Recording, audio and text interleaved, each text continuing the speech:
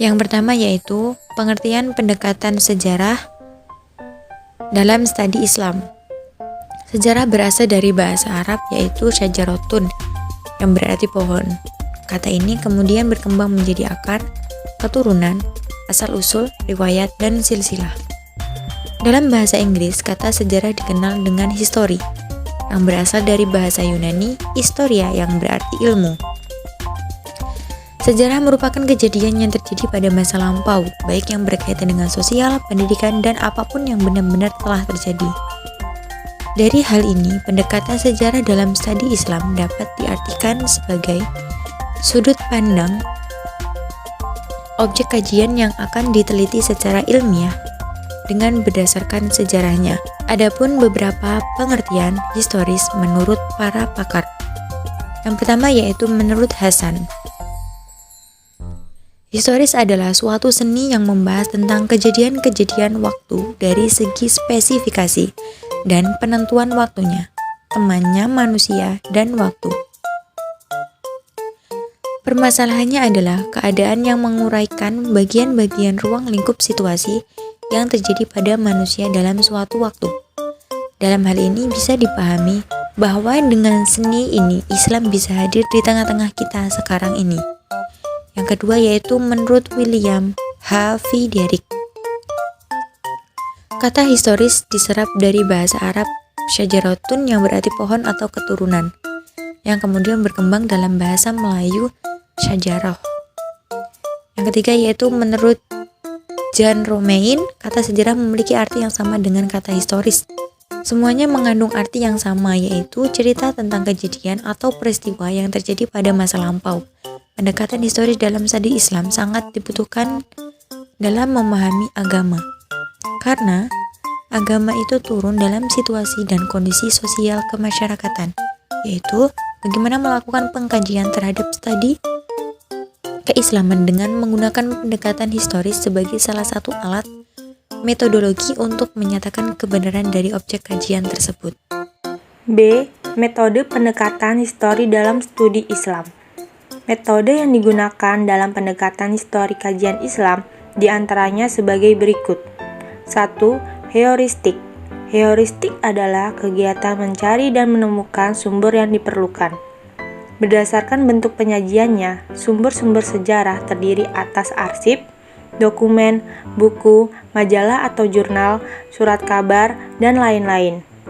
Berdasarkan sifatnya, sumber sejarah terdiri atas sumber primer dan sumber sekunder. Tujuan utama kritik sumber adalah untuk menyeleksi data sehingga diperoleh fakta. 2. Interpretasi. Interpretasi yaitu penafsiran akan makna, fakta, dan hubungan antara satu fakta dengan fakta lain. Penafsiran atau fakta harus dilandasi oleh sikap objektif, kalaupun dalam hal tertentu bersikap subjektif, harus subjektif rasional dengan subjektif emosional. 3. Historiografi.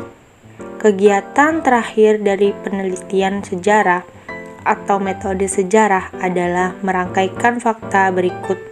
Maknanya secara kronologis atau diakronis dan sistematis menjadi tulisan sejarah sebagai kisah.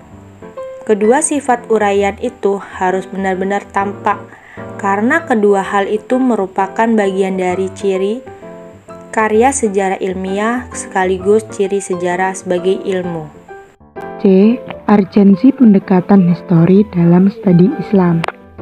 Urgensi pendekatan historis dalam pengkajian pendidikan Islam. Penekanan pada arti sejarah sebagai ilmu pengetahuan. Sesungguhnya ia merupakan pengetahuan tentang peristiwa masa lalu umat manusia di dalam perubahan-perubahannya yang unik, dan peristiwa itu berdampak pada masa-masa sesudahnya.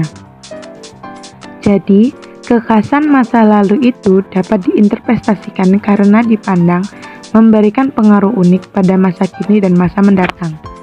Pendekatan sejarah seperti ini ditunjukkan di dalam penulisan masa lampau. Itu tidak semata-mata bermaksud menceritakan kejadian, tetapi juga menerangkan kejadian-kejadian itu dengan mengkaji kausalitasnya. Para ahli sejarah menjadikan objek dimaksud pada manusia atau man, waktu atau time, dan ruang atau space atau tempat. Karena itu yang dijadikan sasaran dalam kajian sejarah ialah semua usaha manusia pada suatu waktu dan pada suatu tempat tertentu. D. Contoh penelitian menggunakan pendekatan histori. Contoh pendekatan histori yaitu ketika seseorang ingin memahami Al-Quran secara benar, maka sebaiknya ia juga mempelajari sejarah turunnya Al-Quran atau kejadian-kejadian yang mengiringi turunnya Al-Quran. Hal ini bertujuan untuk memahami hikmah dari suatu ayat berkenaan dengan hukum tertentu dan memelihara syariat dari kekeliruan dalam memahaminya.